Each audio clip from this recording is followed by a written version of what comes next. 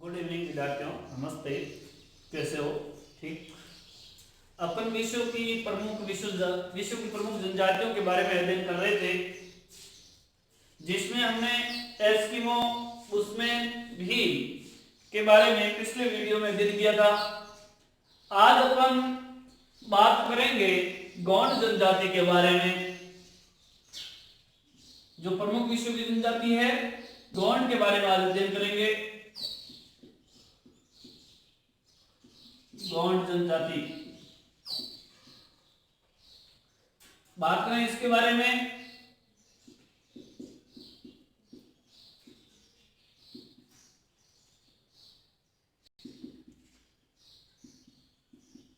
विश्व की सबसे बड़ा जनजातीय समूह है, यानी कि विश्व का सबसे बड़ा जनजातीय समूह कौन सा है? गोंड जनजाति।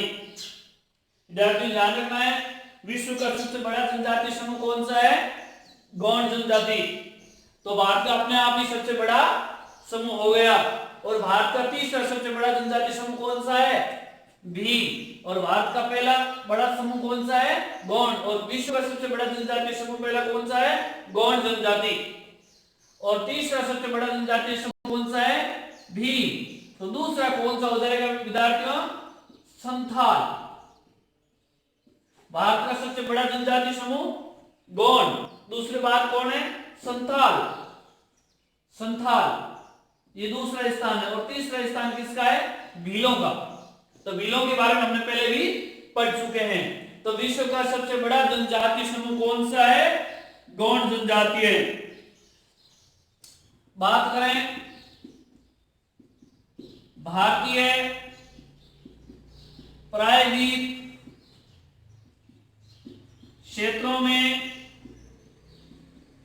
निवास करने वाली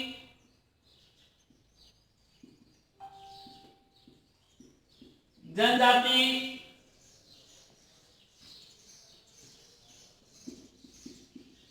गोंड जनजाति है। भारतीय प्रायद्वीपीय क्षेत्र में निवास करने वाली जनजाति कौन सी है? गोंड जनजाति है। ध्यान रखना विद्यार्थियों, भारत के प्रायद्वीप, प्रायद्वीप का मतलब है भारत के प्रायद्वीप का मतलब है भूभाग ऐसा जिसके तीनों ओर से पानी गिरा हुआ हो। तो भारत का दक्षिणी क्षेत्र है वो क्या कहलाता है? भारत का प्रायद्वीपीय क्षेत्र। तो प्रायद्वीपीय क्षेत्र में निवास करने वाली जनजाति कौन है? गोंड जनजाति। ध्यान रखना विद्यार्थियों। आगे अपन गोंड की उत्पत्ति के बारे में पढ़ते हैं। गोंड जनजाति की उत्पत्ति के बारे में पढ़ते हैं। गोंड जनजाति की उत्पत्ति या गोंड जनजाति, गोंड शब्द द्रविडियन के भाषा गोंड शब्द की उत्पत्ति गोंड शब्द की उत्पत्ति खोंडा से हुई है। गोंड शब्द की उत्पत्ति किससे हुई है? खोंडा शब्द से। खोंडा गोंड शब्द की उत्पत्ति खोंडा से हुई है, जिसका अर्थ है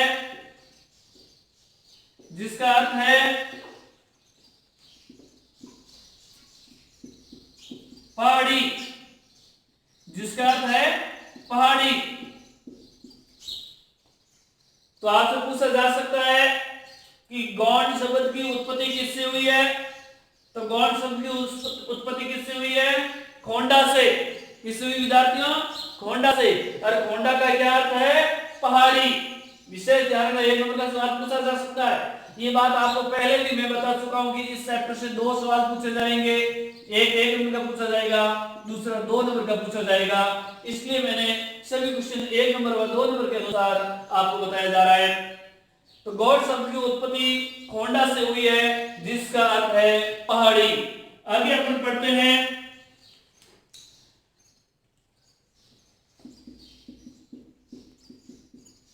गौड़ अपने आप को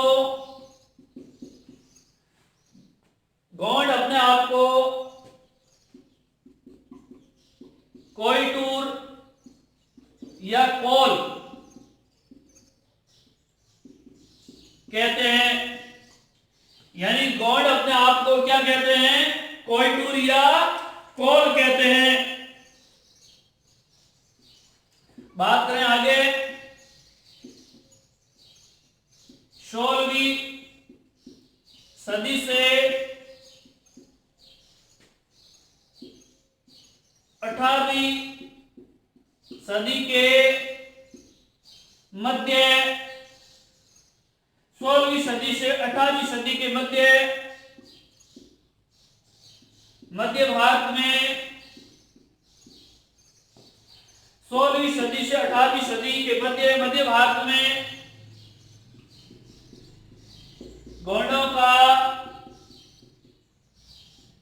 साम्राज्य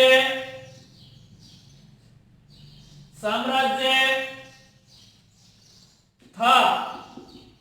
यानी कि 16वीं सदी से 18वीं सदी के मध्य भारत में गौड़ों का साम्राज्य यानी कि शासन था।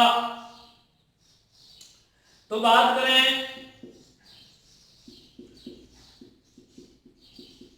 गौड़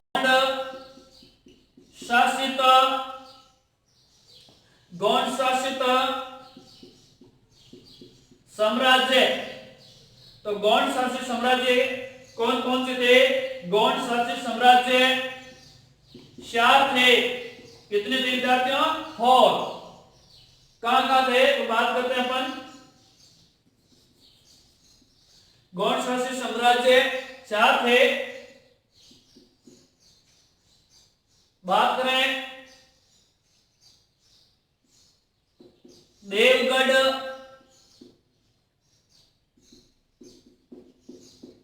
गढ़मांडल,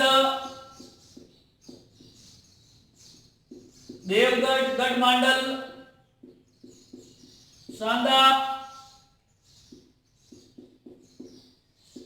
खेड़ला, इन क्षेत्रों में मतलब गौड़ शासित साम्राज्य थे। देवगढ़, गढ़मांडला, सांदा, खेड़ला, इन चारों क्षेत्रों में गौड़ों का क्या हुआ करता था? शासन हुआ करता था। लेकिन मुगलों व मराठों के हस्तक्षेप से ये क्षेत्र धीरे धीरे वन क्षेत्र में निष्कासित हो गए और झांसी पर चले गए। यानी कि इन क्षेत्रों को दखल किसने दिया? मुगलों ने और मराठों ने। मुगलों और मराठों के दखलबाजी के बाद में ये धीरे धीरे वन क्षेत्र में निर्वासित हो गए और धीरे धीरे राजनीतिक क्षेत्र से झांसी पर चले गए। तो आगे अपन पढ़ते हैं।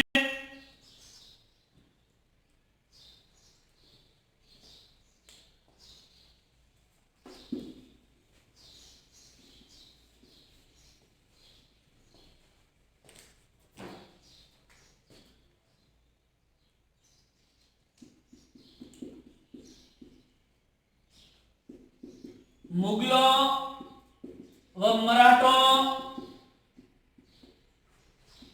के प्रभुत्व से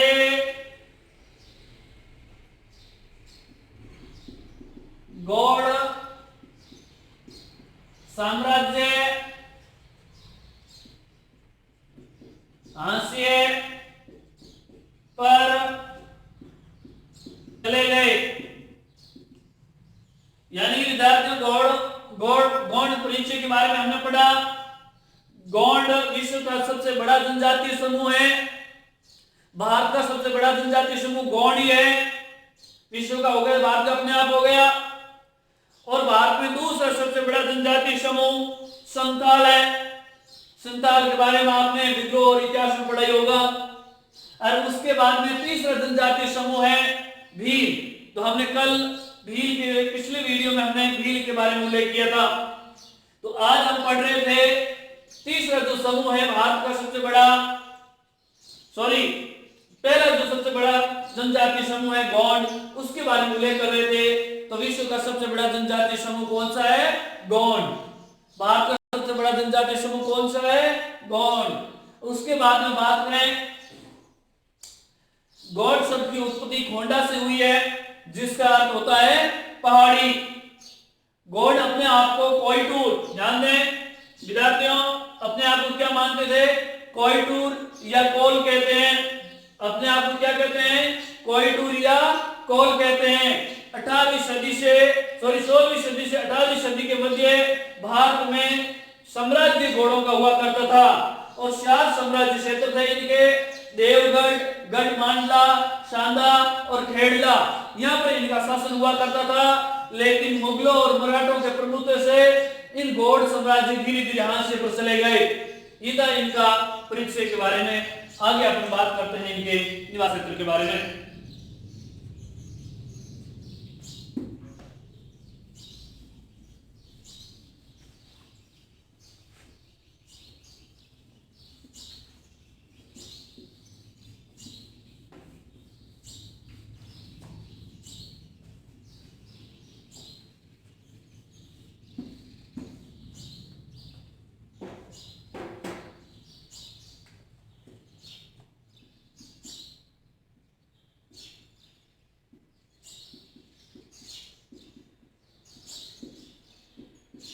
निवास क्षेत्र, जिसमें अपन पढ़ते हैं निवास क्षेत्र में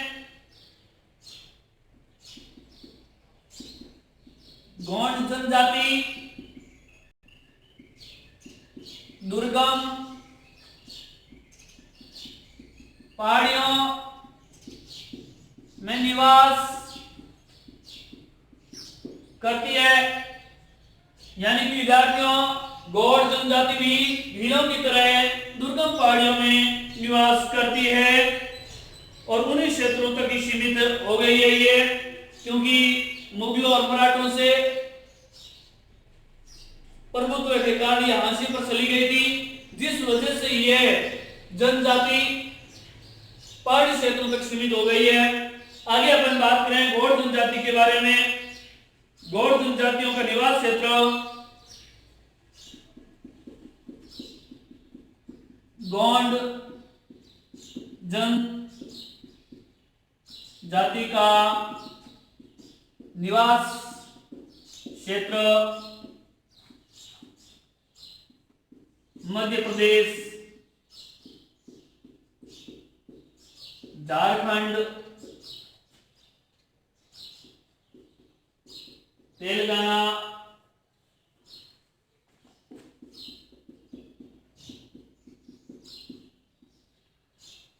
छत्तीसगढ़,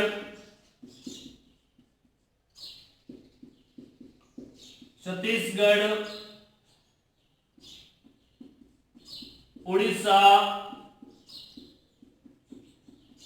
महाराष्ट्र व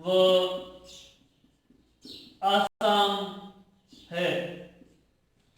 यानी कि 7 राज्यों में 1 2 3 4 5 6 7 राज्यों में निवास क्षेत्र है। गौड़ जनजातियों का निवास क्षेत्र, गौड़ जनजाति का निवास क्षेत्र मध्य प्रदेश, झारखंड, तेलंगाना, छत्तीसगढ़, उड़ीसा, महाराष्ट्र व असम में है। असम में है निवास क्षेत्र इनका। कहाँ है विद्यार्थियों? मध्य प्रदेश, झारखंड, तेलंगाना, छत्तीसगढ़, उड़ीसा, महाराष्ट्र और असम में है। आगे अपन गौड़ जनजाति के बारे में बात करें।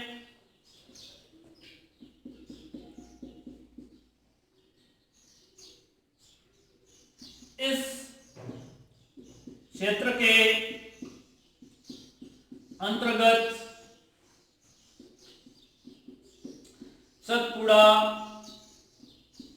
की पहाड़ियां,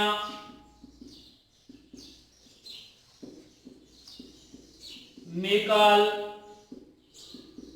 श्रेणी, यानी कि ये भौगोलिक दृष्टि से देखा जाए तो सतपुड़ा की पहाड़ियां, मेकाल की पहाड़ियां, और इसके साथ में बात करें तो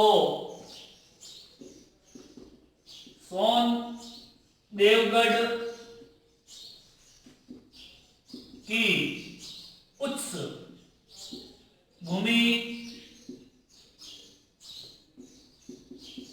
बस्त्र का पठार, यानी कि सतपुड़ा की पहाड़ियां, मेघाल श्रेणी, सोन देवगढ़ की उच्च भूमि, बस्तर का पठार, और आगे अपन बात करें तो गढ़जत की पहाड़ियां व गढ़जत की पहाड़ियां क्षेत्र में, इस क्षेत्र के अंतर्गत सतपुड़ा की पहाड़ियां, मेघाल श्रेणी, सोन देवगढ़ की उच्च भूमि, बस्तर का पठार, गढ़जत की पहाड़ियां सम्मिलित है।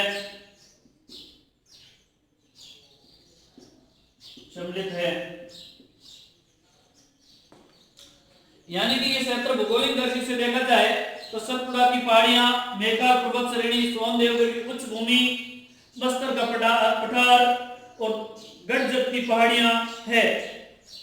ये इनका निवास क्षेत्र है और इनकी साक्षरता, जो भारत की साक्षरता से औसतन काफी नीचे है और महिला साक्षरता जैसे नगरीय के बराबर है, ज्यादा नहीं है इनकी साक्षरता दर। अब बात करें इनके भौगोलिक परिस्थितियां,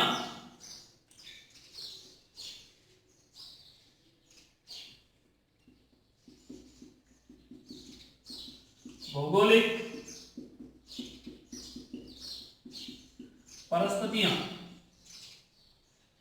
का अध्ययन करें तो इनके बारे में अपन बात करें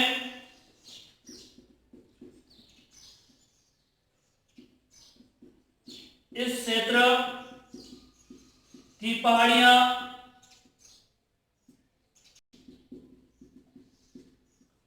की ऊंचाई 700 मीटर से 900 मीटर के बीच है। यानी कि जो आपने अभी पढ़ा है कि सतपुड़ा की पहाड़ियां, मेघाल श्रेणी और गढ़जत की पहाड़ियां, इन पहाड़ियों की औसतन ऊंचाई है वो 700 से 900 मीटर के बीच मिलती है। इन क्षेत्र की बात करें, इस क्षेत्र में नर्मदा, ताप्ती, गोदावरी, सोन, महानदी, इस क्षेत्र में नर्मदा, ताप्ती, गोदावरी, सोन, महानदी आदि नदियां प्रवाहित होती है। आगे अपन पढ़ते हैं इनके बारे में। इस क्षेत्र में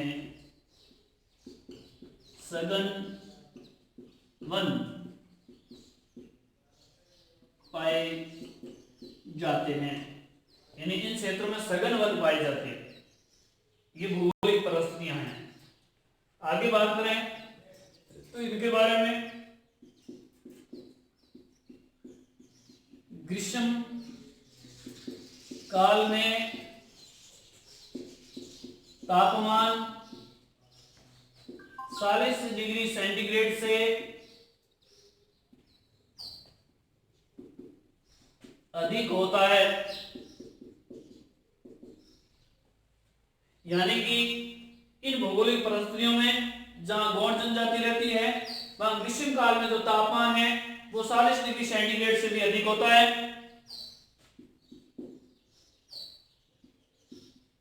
इन क्षेत्रों में वार्षिक वर्षा का औसत 120 सेंटीमीटर से 160 सेंटीमीटर के बीच रहता है। गौड़ जनजाति क्षेत्र देखिए, गौड़ जनजाति दुर्गम पहाड़ियों में निवास करने वाली जनजाति है।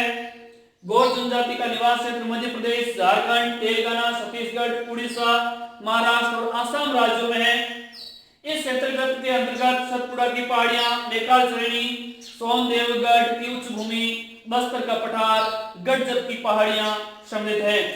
इन क्षेत्र की भौगोलिक परिस्थितियों के बारे में अध्ययन करें तो इस क्षेत्र की जो भी पहाड़ियां हैं वो 700 मीटर से 900 मीटर के बीच की ऊंचाई की है। इस क्षेत्र में नर्मदा, ताप्ती, गोदावरी, सोन, माही नदी का उद्गम होता है। इस क्षेत्र में सघन वन पाए जाते हैं और ग्रीष्म काल में तापमान 40 डिग्री सेंटीग्रेड के बीच में लगभग रहता है। इन क्षेत्रों में वार्षिक वर्षा का औसतन 120 सेंटीमीटर से 160 सेंटीमीटर के बीच रहता है। 160 सेंटीमीटर के बीच रहता है, यानी कि इन क्षेत्रों में वार्षिक वर्षा का औसतन कितना है? 120 सेंटीमीटर से 160 सेंटीमीटर के बीच रहता है। ये थी इनकी भौगोलिक परिस्थितियां। आगे बात करें गौड़ जनजाति की आहार्तिक क्रियाकलाप के बारे में, तो इसको मिटा देते विद्यार्थियों।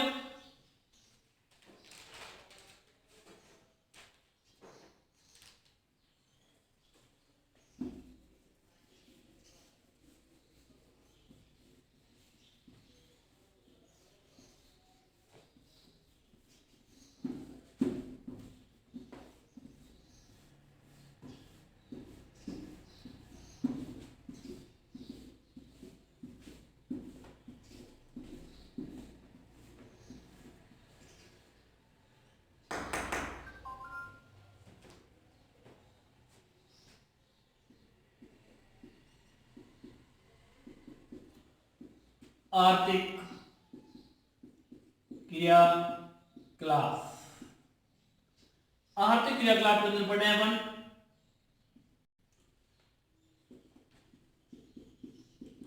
गौड़ जनजाति के लोग आत्मनिर्भर होते हैं। गौड़ जनजाति के लोग आत्मनिर्भर होते हैं। इनके जीवन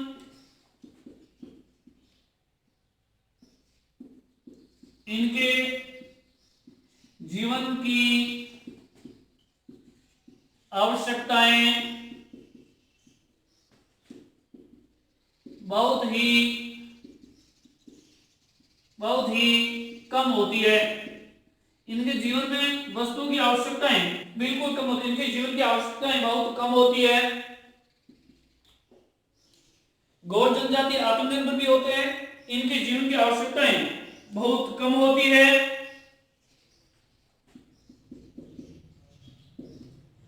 गौड़ जनजाति के लोग वनोत्पादों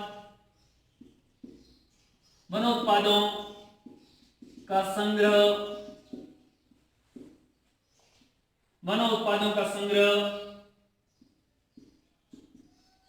मछली पकड़ना,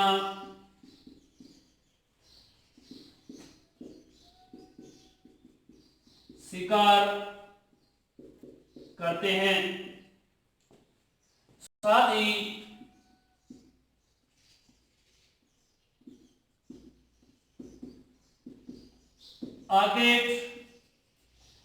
ही कृषि व आकेट भी करते हैं। यानी कि गौड़ जनजाति के लोग आत्मनिर्भर होते हैं। इनके जीवन की आवश्यकताएं बहुत कम होती है। गौड़ जनजाति के लोग वनों उत्पादनों का संग्रह, मछली पकड़ना, शिकार करते हैं। साथ ही कृषि व आकेट भी करते हैं। बात करें कृषि की,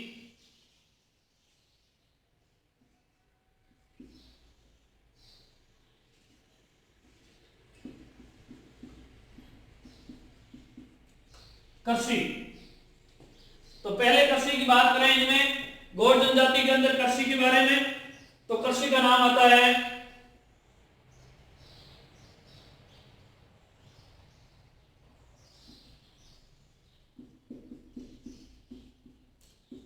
दीपा कृषि। विद्यार्थियों, दीपा कृषि। गौड़ जनजाति द्वारा मैदानी भागों में की जाने वाली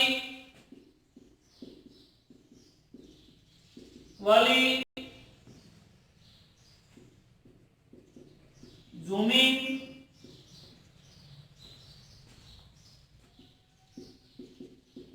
कृषि का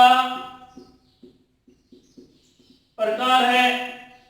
गौड़ जनजाति द्वारा मैदानी भागों में की जाने वाली जूमिंग कृषि का प्रकार है, जिसे वो क्या कहते हैं, दीपा कृषि कहते हैं, जिसमें भूमि को 2-3 वर्ष परत छोड़कर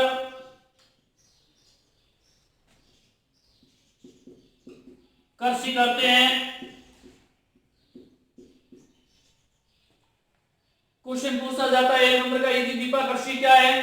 तो विद्यार्थियों आपको आंसर लिखना है, गौड़ जनजाति द्वारा मैदानी भागों में की जाने वाली जूमिंग कृषि का प्रकार है, जिस भूमि को 2-3 वर्ष परत छोड़कर कृषि करते हैं। और भी इनकी विशेषता के बारे में पढ़ते हैं। तो ये लोग किस प्रकार से कृषि को,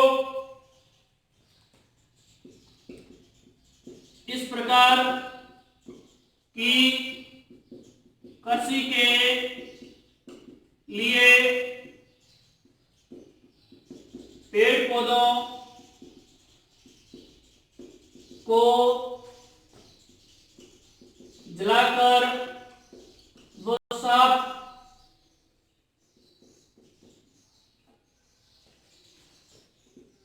करके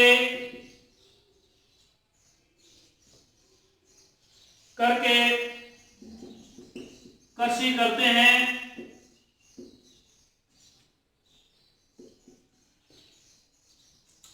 इस प्रकार से जो कृषि है, पेड़ पौधों को जलाकर व साफ करके लोग कृषि करते हैं, ताकि इसमें उर्वरता बनी रहे, इसलिए खेत को तैयार किया जाता है। खेत फावड़ा, खुरपी आदि औजारों द्वारा खुरद कर तैयार किया जाता है। यानी खेत को पावड़ा, खुरपी आदि औजारों से खुरद कर तैयार करते हैं। उसके बाद खुरद कर तैयार किया जाता है तथा बीजों को छिटक कर बोया जाता है। यानी को कहने का मतलब खेत पावड़ा, खुरपी आदि औजारों से खुरद करके तैयार किया जाता है तथा बीजों को छिटक कर बोया जाता है।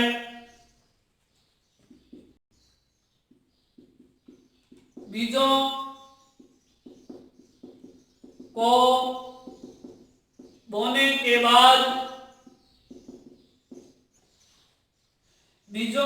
के बाद अपने देवी देवताओं को पसंद करने के लिए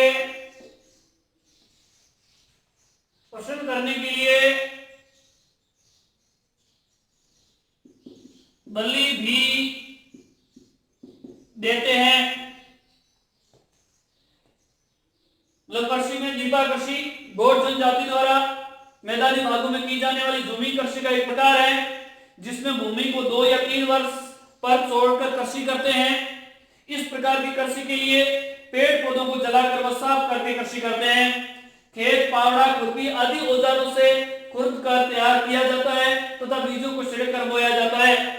बीजों को बोने के बाद अपने देवी देवताओं को प्रसन्न करने के लिए बलि भी देते हैं, पशु प्रसन्न करने के लिए पशु बलि भी देते हैं, पशु बलि भी देते हैं ताकि पैदावार अच्छी हो। इसलिए इस प्रकार के इनके अंधविश्वास भी है। इस प्रकार देवताओं के लिए पशु बलि दी जाती है। तो ये बात हमने कृषि के बारे में की।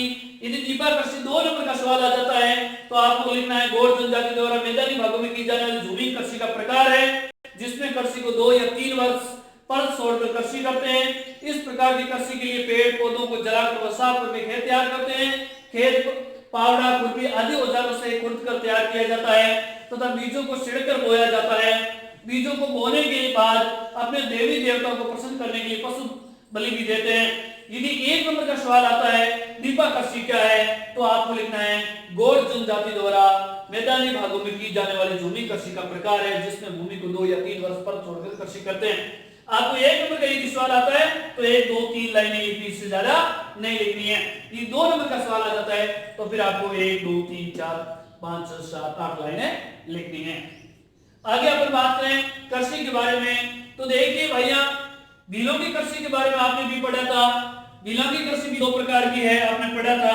एक कृषि का नाम पढ़ा था आपने दजिया, दूसरी का नाम पढ़ा था सीमाता। तो जैसा कि दजिया बिलों की कृषि थी, दजिया दजिया की क्या थी? भील जनजाति द्वारा मैदानी भागों में की जाने वाली झूमी कृषि को क्या कहा जाता था?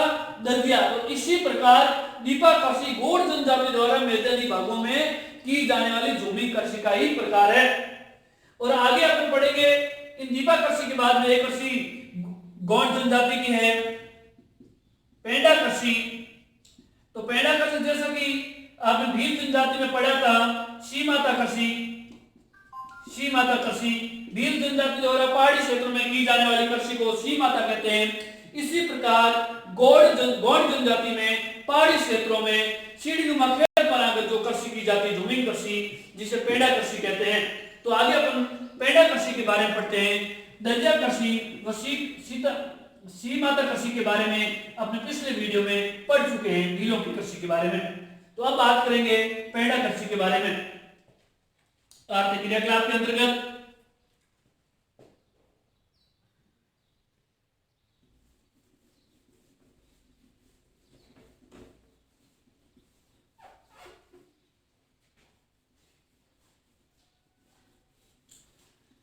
विद्यार्थियों पेंडा कृषि के बारे में अध्ययन करते हैं अभी।